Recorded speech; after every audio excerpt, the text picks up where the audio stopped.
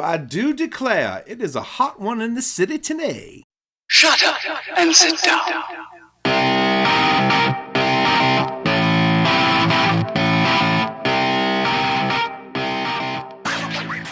Connectors, what's up? DK here. Hope you're having a good day. It is hot today in York, PA, so stay hydrated, everybody. If you're in the York County, East Coast, any of the hot zones. Today I want to talk about team, another hot topic. Team, how do you build the best team you can have for your nonprofit organization? So let's go do this. And think about the layout of your organization. What are the big chunks, the big organizational things that you need someone to manage for you? Another way of thinking about this is quite simply, when you start an idea or you're building an organization from scratch, it's you alone.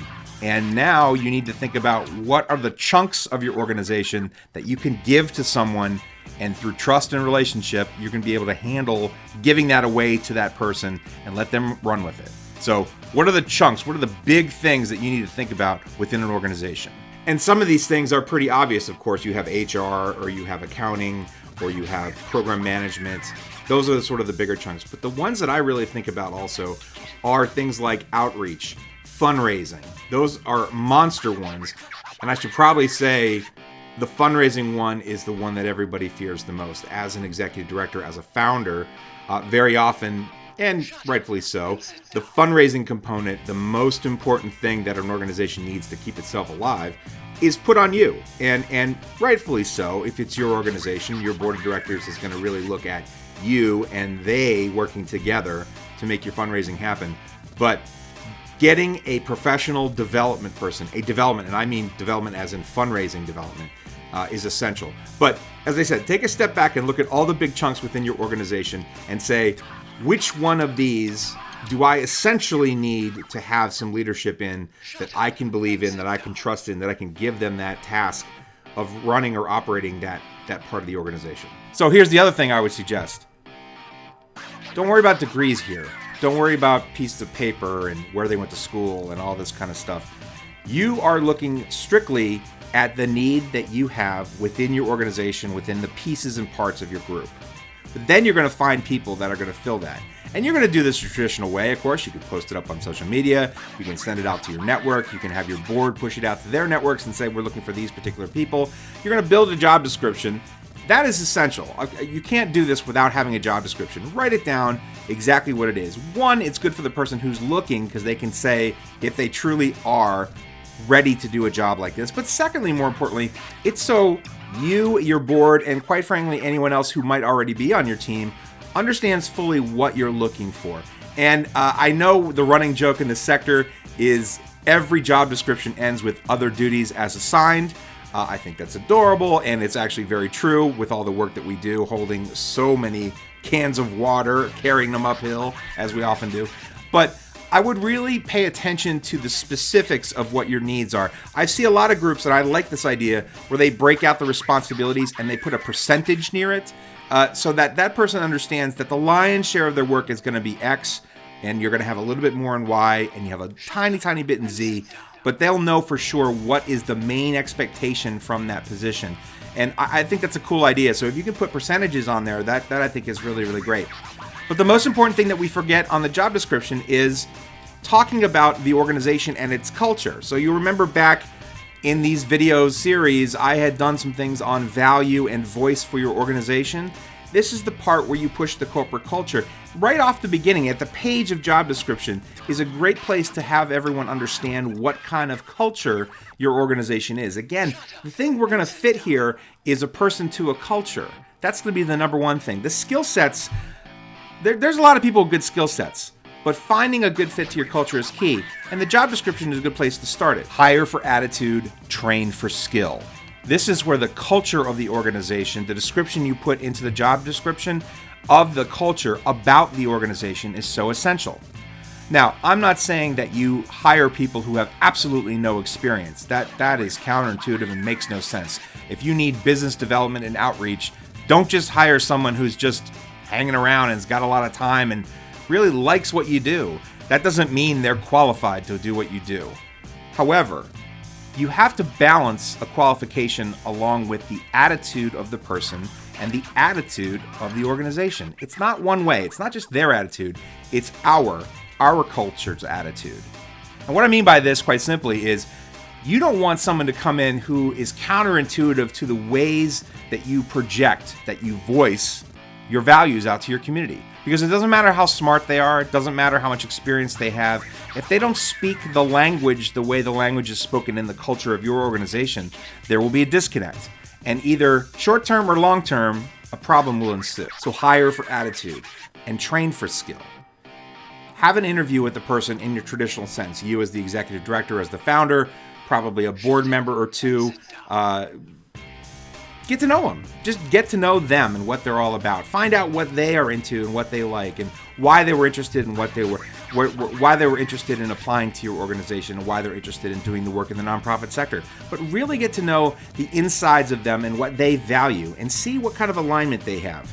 And if they've done their homework and if you've given them enough information ahead of time, they probably have a good idea if their values fit your values. And that's probably why they're seated in front of you and pursuing the position more. But really take the time to know somebody. See, what often happens is we get stuck in the whole, well, this is the skill set that we need, and we get someone with a great skill set, and we don't identify these little quirks and things within their thinking, within their values, and then they get into the position and these things start to erode within the culture of the organization, and then we have a problem. It's just not a good fit. Well, not a good fit should be identified before we even sign on the dotted line here. And by the way, this goes both ways. The person there needs to be saying, I wonder if this is a good fit or not. So date before you marry. That's sort of a key to all of this. Oh, and one other thing. If you get recommendations from your board member or from good friends, good colleagues for someone, take those meetings. Absolutely. We fundraise by friend raising, right? So we connect people, we get them connected to our organization, and then asks can be made smartly. Well, friend raising also applies to the trust and belief you have in your colleagues, in your board members, your fellow staffers, your colleagues in the community. And if they say, hey, I got someone who might be pretty good, take them up on that, because you'll be amazed the people that you can find just by connections that you've already made. So don't think of this as that you have to do this massive search and bring in all these folks and you have to have a million different people to really say that you've done your due diligence and you really found someone. There are some diamonds in the rough that you probably don't know or are not introduced to until someone within your network does it. Take those in, because if you believe what they believe, if you have a good rapport with those folks, trust and relationships have already been established, and you're in a good alignment value to value wise, probably odds are you're going to have a pretty good candidate in front of you. So take them up on it. Last thing, even though people who just were hired, I don't necessarily think make a lot of sense to be in the hiring process, I think there is a part to play within hiring. I think people who just came on board are very astute to things, and when people come in, things people say and how they act, and could have an interesting rapport with someone. So I would encourage, if you have people already hired who just recently you brought on, if you're hiring 2 or 3 people at the same time, have them be a part of this too, and to talk to potential candidates, because it's really interesting to get that perspective of someone who just came on board. Obviously, they're not going to have a lot to say, and they can't talk a lot about things because it would kind of go like this. Yeah, that's a good question. I just got here. I don't know. Great question. No idea. However, one of the things they can bring to the table is that sense of, I was just here, and here's the reason that I was attracted to this organization. Here's the reason the culture of what they do here was so interesting to me, and ask that question to the potential candidate. So I always think it's a good idea to do this. Very often, groups go back and forth about who actually does the hiring. The executive director has the final say and makes the hire. But I think it's neat to have other people in there, especially those that you know, because you've done the job descriptions, they're going to be working hand in hand with each other for a very long time. So get to know right away and realize that that culture is that important. My friend, Tony Shea of Zappos has a perfect example of what he does with his culture. They interview technical positions with technical people, and they interview technical positions with the HR people. But they also interview with others, including the limo driver that picks them up with the shuttle bus from the airport, taking them to the headquarters of Zappos in Nevada. They ask what kind of person was he or she when you picked them up. They ask about those things because the culture of Zappos is important to everyone. It's not a top-down thing. It's not the culture is grand for the execs and then something different for lower-level people. In fact, they're very flatline when it comes to their business, when it comes to org charts and for hierarchy. They've sort of gotten away with all that and just said, we're all in this together. And their hiring practice does that too. Now, I'm not saying that every single person needs to be in this hiring practice, but the idea of bringing others into the mix so that they can see if there's a good fit between the candidate and the culture of the organization, I think that's always a win. So guys, I'm going to end it there. Thank you so much for hanging out with me. Take the time when you're looking for these positions. First, figure out the chunks that you need. Secondly, figure out the culture and how you're writing that into the job description. And thirdly, when you invite the candidates in to talk to them, make sure you find out about them and their values. And don't just worry about the skill sets. Hire for attitude, train for skill, and you'll have a kick-ass team every single time. Guys, I appreciate your time. Thank you so much for hanging out with me. My name is DK, and I'm at Connect the Dots Movement. If you got any questions for me, please, you can email me right here at doug@connectthedotsmovement.org. Ask me any questions you want about maybe subjects you want to have a video on or in Q&A sessions. I do those frequently here. You can also find us on Facebook. We're right here at facebook.com/connectthedotsmovement, and you can like and share videos online and social media. We're also on Twitter, so you can ask questions there. We're at WeConnectDots. Guys, thanks so much for hanging out. I appreciate it. My name is DK, and you have just been connected. See you around.